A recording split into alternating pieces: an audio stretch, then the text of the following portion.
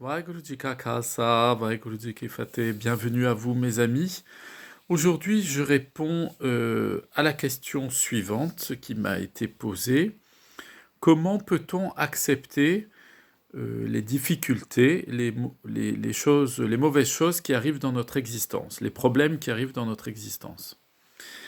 Alors en effet, dans la vie spirituelle et de manière générale dans la vie de tous les êtres humains, tout au cours de notre existence, nous faisons l'expérience, bien entendu, de choses que nous souhaitons et qui n'arrivent pas dans notre vie, mais aussi des choses que nous n'avons pas souhaitées et qui malgré tout viennent heurter, percuter le cours de notre existence. Et notamment un certain nombre d'échecs ou de conflits ou de problèmes qui sont posés par d'autres personnes et qui viennent, comme on dit communément, empoisonner notre quotidien. Donc, comment est-ce que le disciple peut se positionner dans ce contexte-là?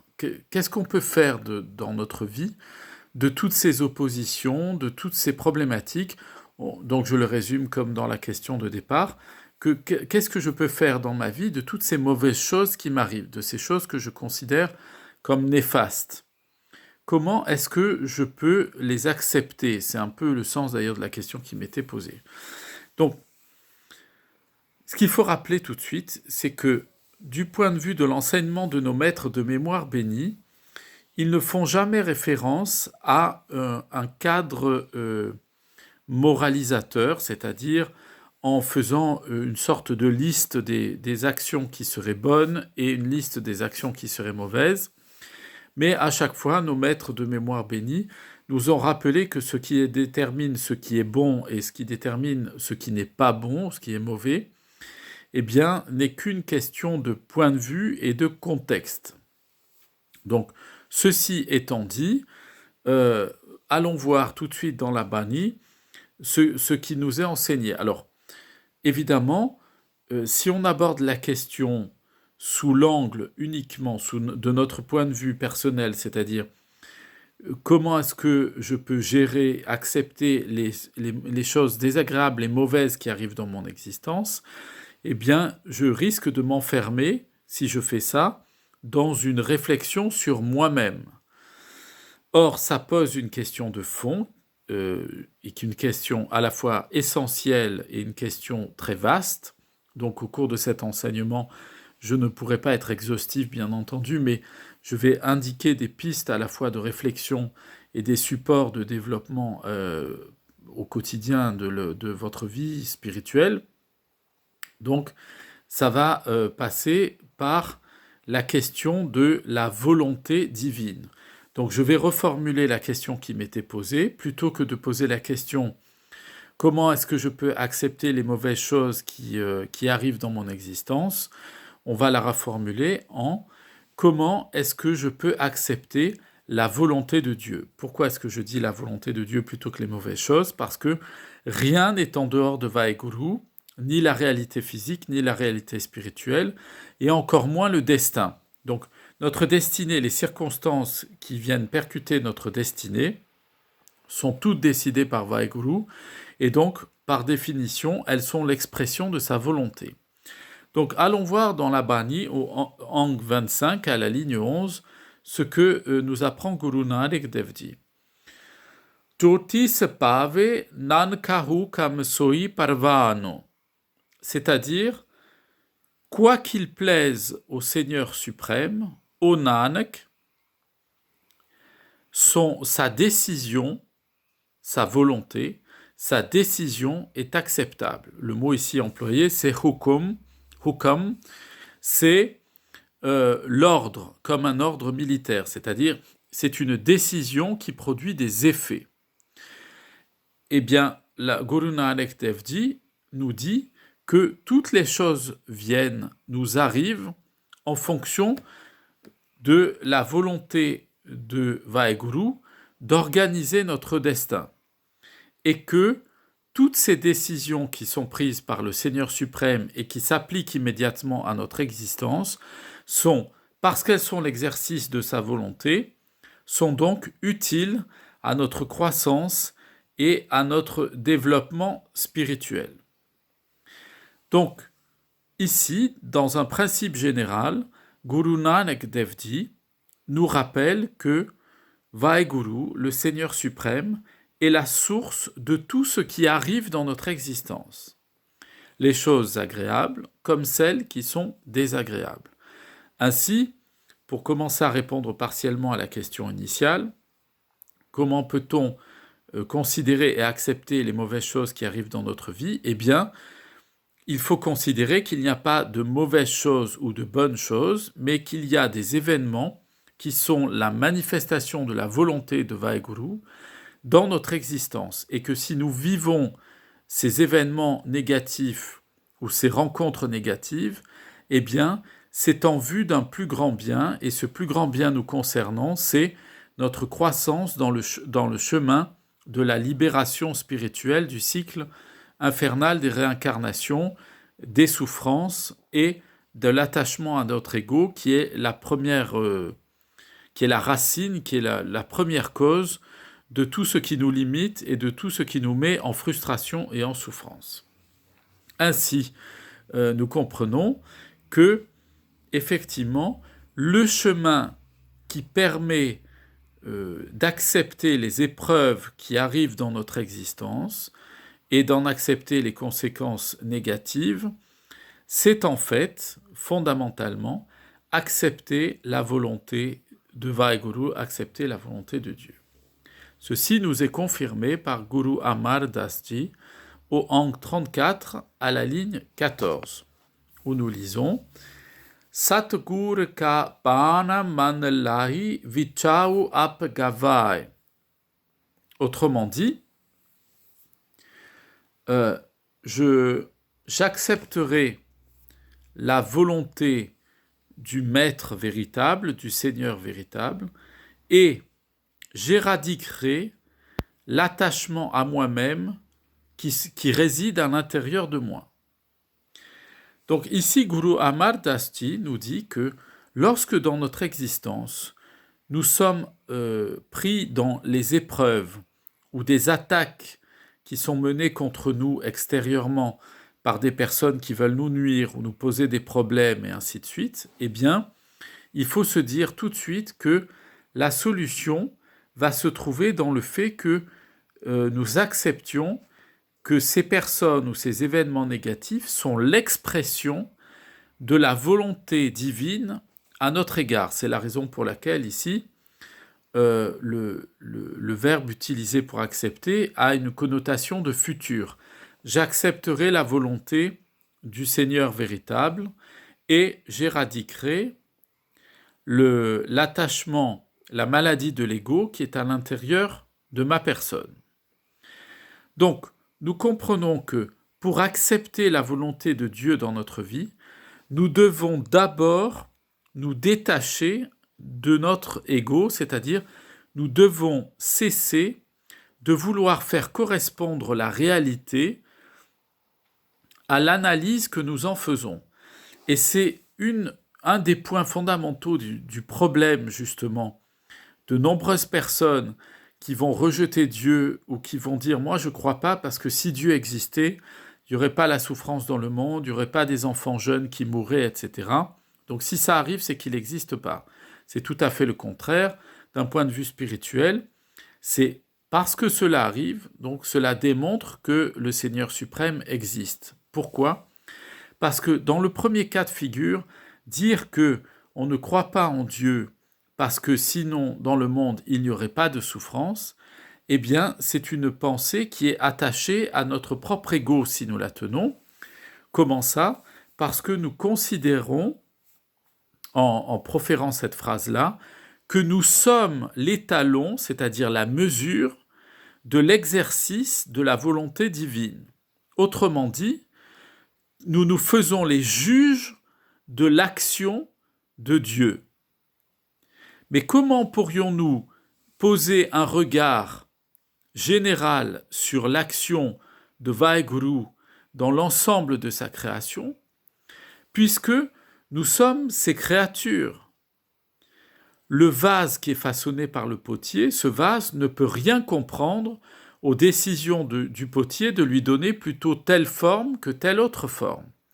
Or, si le vase pouvait parler et qu'il se mettait à questionner le potier en lui demandant de justifier les raisons de son choix pour lui donner à ce vase telle ou telle forme, eh bien, nous serions dans une pensée du vase à partir du vase lui-même. Si on l'applique donc par analogie à l'humain, lorsque je suis en réflexion sur l'action divine, et notamment au travers des épreuves, des maladies et des mauvaises choses qui peuvent arriver dans toute l'humanité et dans le parcours de chaque être humain, eh bien, à partir du moment où je porte un jugement personnel sur cette action-là, je suis dans un état, en fait, égocentré. Et parce que je me trouve dans cet état égocentré, à ce moment-là, mon ego m'aveugle et je me fais le juge de l'action de Dieu.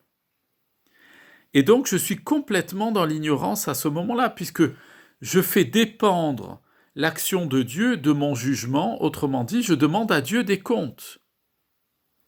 C'est le vase du potier qui demande au potier des comptes sur son existence.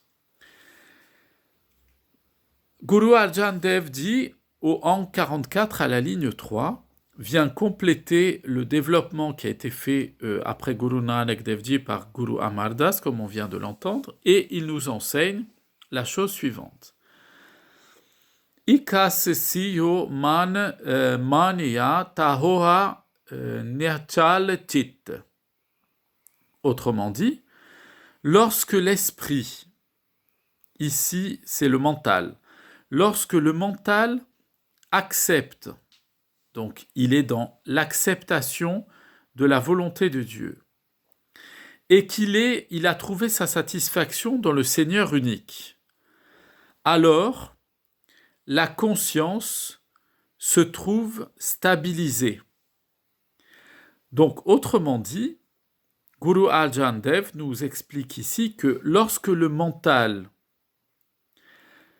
a pris dans sa démarche conscience que le Seigneur Dieu, que Vaheguru est unique, qu'il est la source et le principe de toute chose, alors sa conscience devient équilibrée et stable.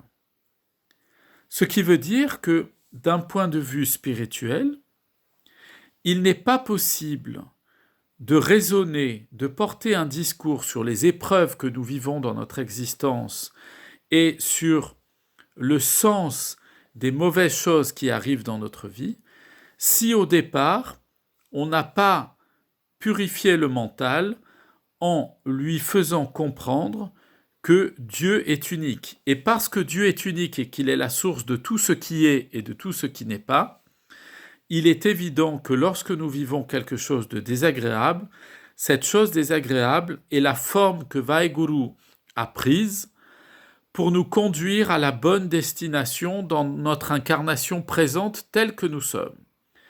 Par exemple, certaines personnes, surtout à notre époque, veulent être connues, veulent être des stars, des vedettes, sans avoir forcément de qualifications culturelles et artistiques, mais être célèbres et connues.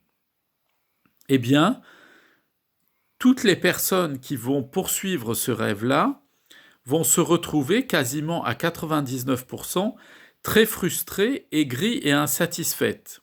Pour quelle raison ? Parce que elles projettent plus exactement leur désir et l'itinéraire de leur désir. Elles ont décidé que ça se passerait de telle et telle manière dans leur vie et qu'elles auraient du succès.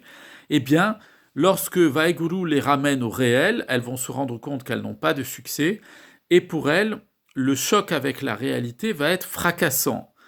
Et souvent, pour ces personnes-là, s'il n'y a pas un travail spirituel de mis en place rapidement, elles vont sombrer dans une sorte de dépression. Pour quelle raison ? Parce qu'en fait, elles ont, dans leur mental, décidé de contraindre la volonté divine. Or, ne pas se soumettre à la volonté de Dieu et la contester, c'est s'exposer toute son existence humaine à se battre en permanence contre des moulins à vent. Pourquoi ? Parce que par principe, la vie qui est à l'intérieur de nous, qui est la manifestation de Vaheguru, nous n'en sommes pas les propriétaires. Et elle est en nous, cette vie, ce souffle en nous, sont le témoignage que c'est la volonté de Dieu qui nous maintient en vie et qui nous maintient en bonne santé et en existence réelle et physique dans ce monde. Et donc, lorsque l'on a intégré le fait que tout ce qui fait l'essentiel de notre vitalité et l'essentiel de notre biologie, de notre psychisme et de notre esprit, de notre pensée, que tout cela s'est fait par un exercice de la volonté de Dieu, c'est-à-dire c'est une manifestation de la volonté de Dieu. Si Vaheguru ne voulait plus, instantanément nous disparaîtrions exactement comme un mirage, de la même façon. Donc Guru Arjan Dev Ji nous dit dans cette Bani que nous avons vue au rang 44 à la ligne 3, lorsque le mental accepte donc sous-entendu la volonté de Dieu, et qu'il s'unit au Seigneur unique, alors à ce moment-là, la conscience devient à la fois paisible et stable. Elle trouve une assise. Et cette conscience qui devient paisible et stable, c'est elle qui est à la source de la consolation en nous, de toutes les angoisses, de toutes les inquiétudes et de toutes les formes de pensée négatives. Au Ang 65, à la ligne 14, Guru Amar Das nous dit encore Harka Bana Bhakti Mania Sepakate Pae Daritae, c'est-à-dire les dévots du Seigneur se soumettent à sa volonté. Ces dévots sont acceptés à sa porte, c'est-à-dire ils sont acceptés en sa présence. Donc ici, Guru Amar Das Ji est très clair sur cette question-là. Les dévots du Seigneur, c'est-à-dire, qu'est-ce que c'est qu'un pakat? C'est un dévot, c'est celui qui a intégralement soumis par sa volonté toute sa vie à l'acceptation des décisions de Vaheguru, à la fois dans les actions qu'il pose et en même temps dans les actions qu'il subit ou les circonstances qu'il subit. Et Guru Amar Das Ji nous dit, de tels dévots, c'est-à-dire lorsque l'on a accepté la volonté de Dieu dans notre existence, eh bien, Guru Amar Das Ji nous dit, ils sont acceptés à la cour du Seigneur, ce qui veut dire qu'être à la cour du Seigneur, c'est se trouver dans un état intérieur d'équilibre et de paix. Donc, autrement dit, ceux qui sont en connexion avec Vaheguru, eh bien, ils ne sont pas, perturbés par les effets négatifs extérieurs, les mauvaises choses qui peuvent leur arriver, ou les mauvaises circonstances, ou les mauvaises fréquentations. Donc, nous poursuivons.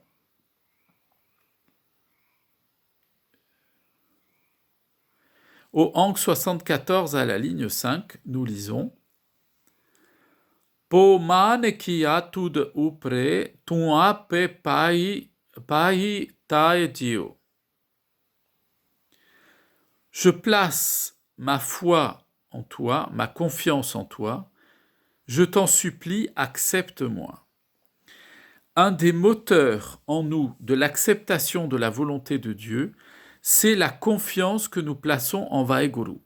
C'est un élément absolument essentiel de notre vie spirituelle, parce que si nous ne nous approchons pas dans notre vie spirituelle, si nous ne nous approchons pas de la présence de Vaheguru avec la confiance qu'un enfant, un petit enfant, a dans son papa ou dans sa maman, eh bien, il est évident qu'au moment où nous allons vivre des épreuves dans notre vie, nous allons nous distancier en fait de notre démarche spirituelle et nous risquons, Dieu nous en préserve, de tomber dans le découragement et dans la tristesse, dans la mélancolie.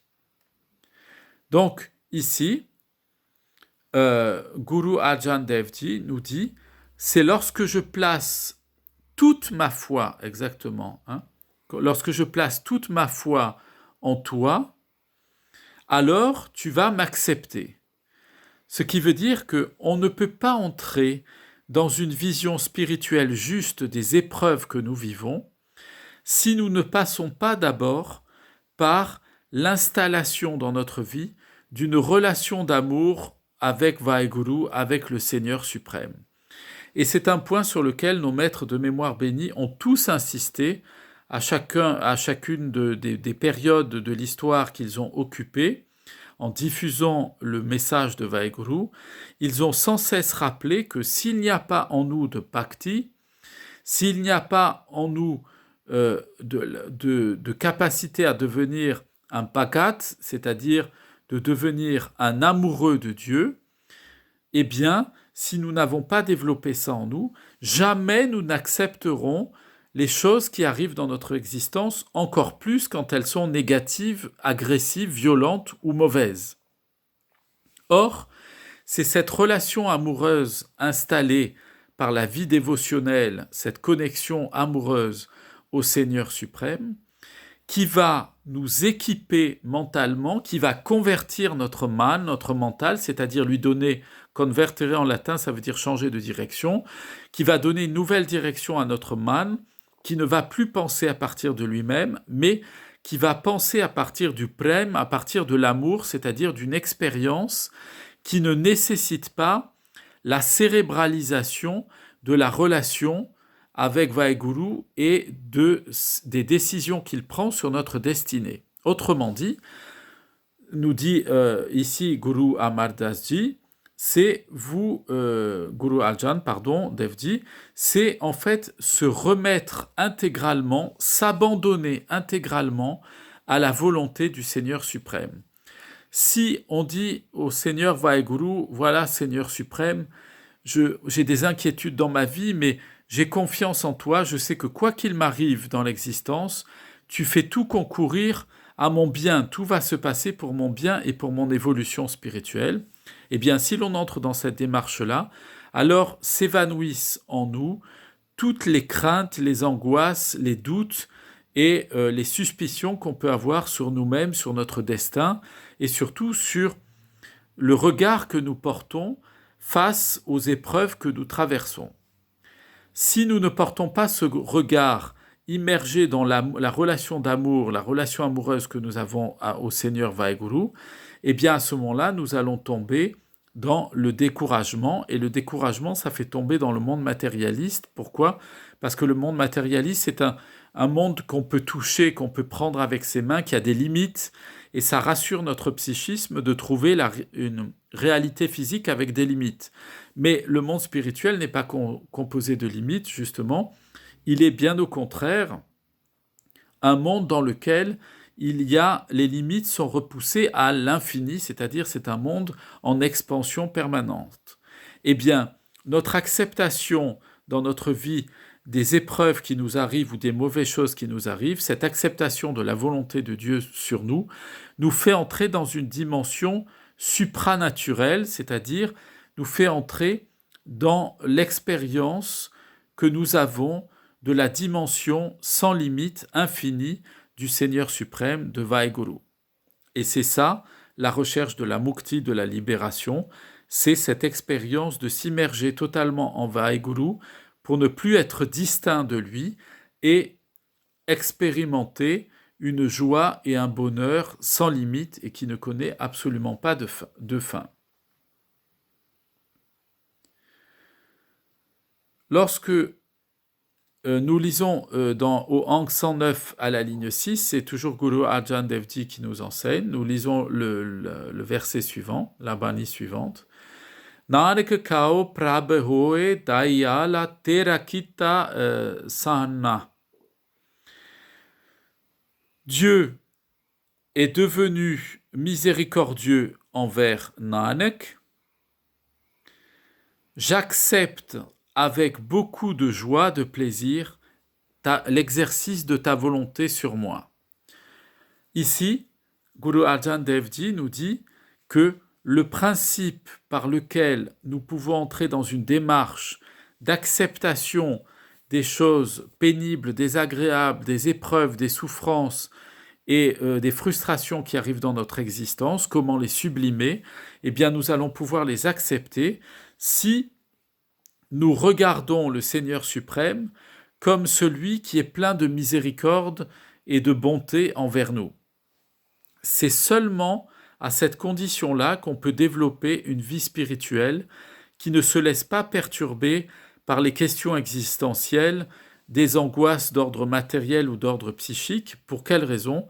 Parce que, eh bien, compter sur la miséricorde du Seigneur suprême, c'est exactement comme être un enfant qui fait entièrement confiance à ce que lui demande de faire son papa. La motivation et le lien qui doit exister entre Vaheguru et nous-mêmes, c'est celui d'un rapport extrêmement intime, extrêmement personnel et surtout immergé dans l'expérience de cet amour infini qui est manifesté de Vaheguru, bien entendu, et qui est manifesté au travers de l'ensemble de nos maîtres de mémoire bénis, depuis Guru Nanak Dev Ji jusqu'à Guru Gobind Singh Sahib Ji, mais également manifesté dans les enseignements incarnés sous la forme du Shri Guru Granth Sahib Maharaj, qui tous les jours nous enseigne pour transformer notre cœur et l'attacher de plus en plus dans un élan d'amour dévotionnel à la source de sa vie, à la source qui produit tout ce qui est bon pour lui dans son cheminement spirituel. Et Guru Arjan Dev Ji nous dit, à cette condition-là, de reconnaître en toute chose l'exercice de la miséricorde divine à notre égard, c'est-à-dire que Dieu a pitié de nous et il prend soin de nous, eh bien, dit Guru Arjan, Terakita Sana, j'accepte ta volonté pleinement. J'accepte pleinement ta volonté, c'est-à-dire que je considère que dans mon existence, tout ce qui arrive concourt à mon bien, que la moindre chose qui me semble négative, désagréable ou allant contre ma volonté, eh bien, effectivement, ce sont des moyens par lesquels le Seigneur suprême vient me guérir de la maladie de l'ego qui est à l'intérieur de moi, puisque dès que je commence à évaluer l'action, l'exercice de sa volonté sur les moindres détails de ma vie, je m'érige en maître de Dieu. Personne n'est le maître du Seigneur suprême, personne n'est le maître de Vaheguru, mais nous sommes par contre ses serviteurs et nous sommes l'expression de sa volonté. Et afin que sa volonté s'exprime pleinement pour l'harmonie générale et le bien-être à la fois physique et spirituel de toute la création divine, eh bien, nous devons devenir aussi transparents que possible par la connexion que nous établissons en permanence par le Nam Simran avec Vaheguru, pour que la lumière divine passant à travers nous ne soit pas stoppée par les décisions de notre ego qui se manifestent sous la forme de notre volonté personnelle. Voilà, mes amis, pour répondre à cette question du jour, la Bani nous indique bien que à chaque fois que nous nous mettons dans l'incompréhension face aux épreuves qui arrivent dans notre existence, eh bien, nous allons souffrir. Pourquoi? Parce que nous nous basons sur notre propre jugement personnel.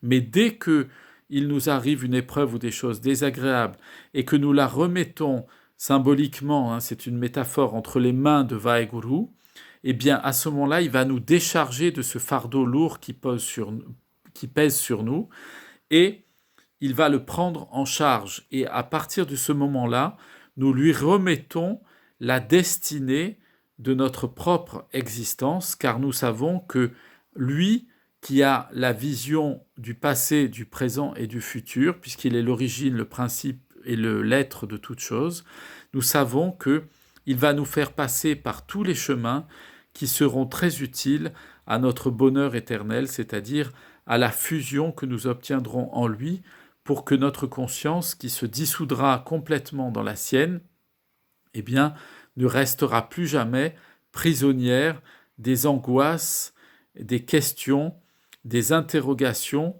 et finalement des peurs qui font ses propres limitations. Parce que se penser comme une conscience indépendante de Dieu, c'est se tromper soi-même. C'est un peu comme un miroir qui croirait que l'image qu'il reflète à l'intérieur de lui est l'unique réalité qui existe. Portez-vous bien, mes amis. Plein de bénédictions sur vous, vos familles, vos enfants, vos amis, vos voisins, tous ceux que vous aimez, et je vous dis à très bientôt. Vaheguru Ji Ka Khalsa, Vaheguru Ji Ki Fateh.